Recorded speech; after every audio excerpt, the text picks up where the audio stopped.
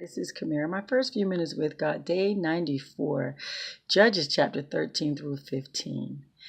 Children of Israel, doing evil again in the sight of the Lord, meaning they are serving idols, they have rejected and abandoned God, and they are not following his commands as they were supposed to. And God says that if you obey me, you'll be prosperous and you'll be blessed. If you reject me, you will be cursed. So he handed them over to the hands of the Philistines. Philistines have been oppressing them for 40 years. Fast forward, God approaches this couple. Actually, he approaches the wife of the couple, Manoah's wife, tells her that she's going to have a son. They have no children. They're barren. Tells her she's going to have a son and then give her the rules to follow. She runs, tell her husband that she was approached. Manoah, he prays, and he asks the Lord to send this man back.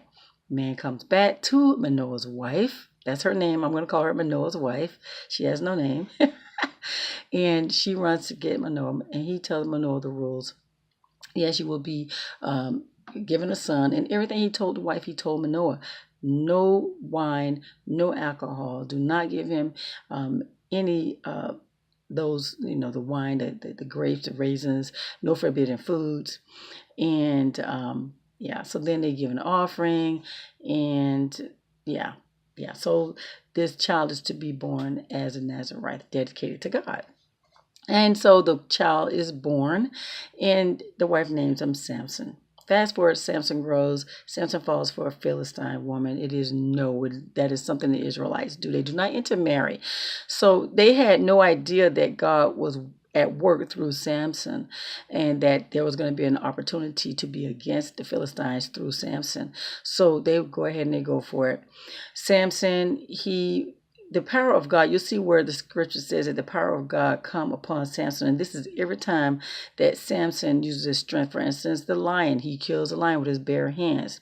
Another time is after a riddle that he had given to 30 of the Philistine men who had came to his, I'm thinking it's a bachelor party, after they had done something, they cheated to get the answers. The Spirit of God came upon him. He killed like 30 men, and he gave the men what he had promised he would give them if they answered it. But they had persisted.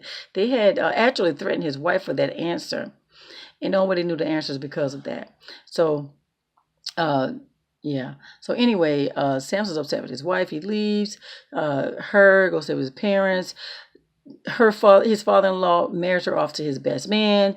Samson later comes back to his wife and discovers this. He's upset. He takes 300. He captures 300 foxes and tied them up, set torches on them, and they go and ruin everything. They destroy the fields, the olive groves, the vineyards. The Philistines, who did this, Samson? So they go and they kill Samson's wife and father-in-law. Samson's upset, so he goes and he kills a lot of them. And then he goes and lives in a cave. So now Philistines go and set up camp in Judah. Judah approaches them. What's up? Well, we just want Samson. So 3,000 men goes to the caves to get Samson. Samson, we promise we're just going to tie you up and deliver you to them. Samson's like, fine, let's do this. Spirit of God comes on Samson. Samson kills 1,000 of those Philistines with the jawbone of a dead donkey. I'm just saying. Samson is all thirsty. He talks to God. God gives him water. So there you have it, guys. This Samson, what gets me is his personality that God uses. Samson is going against the rules with marrying a Philistine woman. Samson is killing people left and right for revenge and anger. But the Spirit of God is upon him and having him to do this. And that goes to show us that we have no idea. God is a mysterious God. And he does these things using people's personality to accomplish whatever he wants. And this is just something that we really need to think about. Not judging people or anything. And we don't understand how God works a lot of times. But there you have it, guys. That's day number 94. Judges chapter 13 through 15. You have a God-filled blessed day.